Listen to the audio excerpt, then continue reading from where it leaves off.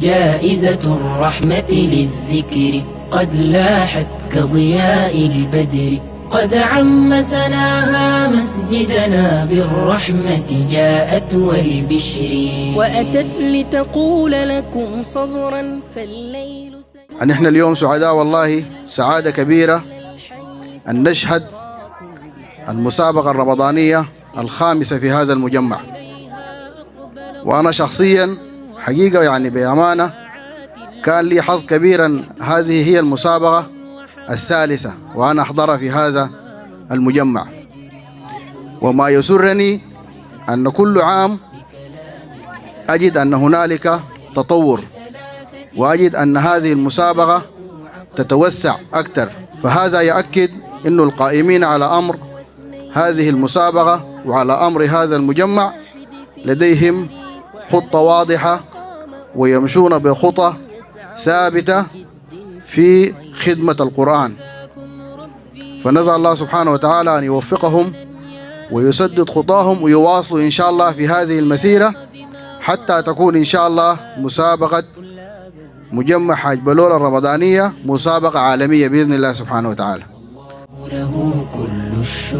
مجمع الحاج بلول الإسلامي، هذه البقعة الطاهرة التي نتشرف هذه الليلة بحضور كرنفال المسابقة الرمضانية الخامسة في ليلة 17 رمضان، في ليلة 17 رمضان ليلة غزوة بدر الكبرى. يسعدني ويشرفني أصالة عن نفسي ونيابة عن لجنة مجمع حاج بلول الإسلامي أن أهني جميع المشاركين في هذه المسابقة التي كانت وما زالت منبرا لتشجيع أبنائنا وبناتنا على حفظ كتاب الله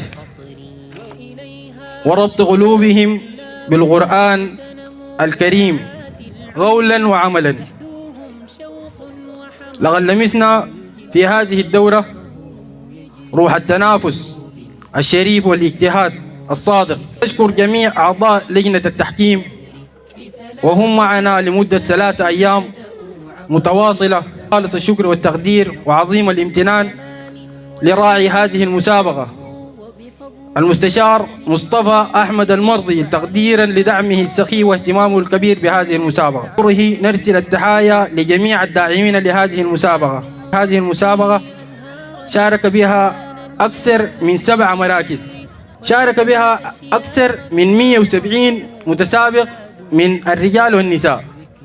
والله المنعم وفقنا والله له كل نحمد الله سبحانه وتعالى الذي وفقنا جميعا لأن نجتمع على أعظم اجتماع وهو كلامه جل جلاله في أعظم شهر وهو شهر رمضان، في هذه الليلة المباركة التي يكرم فيها أهل القرآن الذين هم أهل الله وخاصته.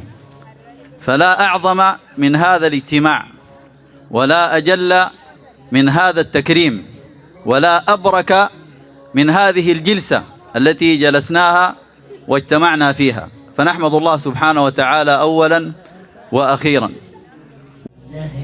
وصلاة الله على أعوذ بالله من الشيطان الرجيم. بسم الله الرحمن الرحيم.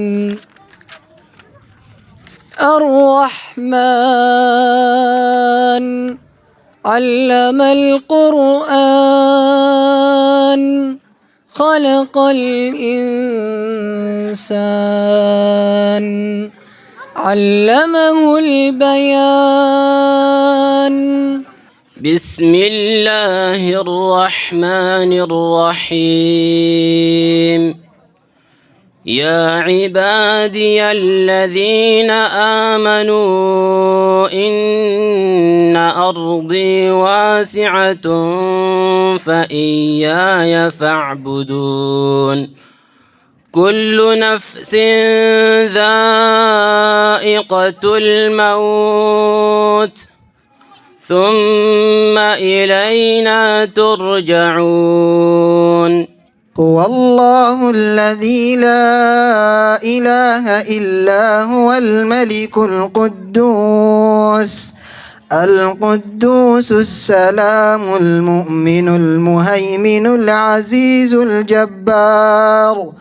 الجبار المتكبر سبحان الله عما يشركون.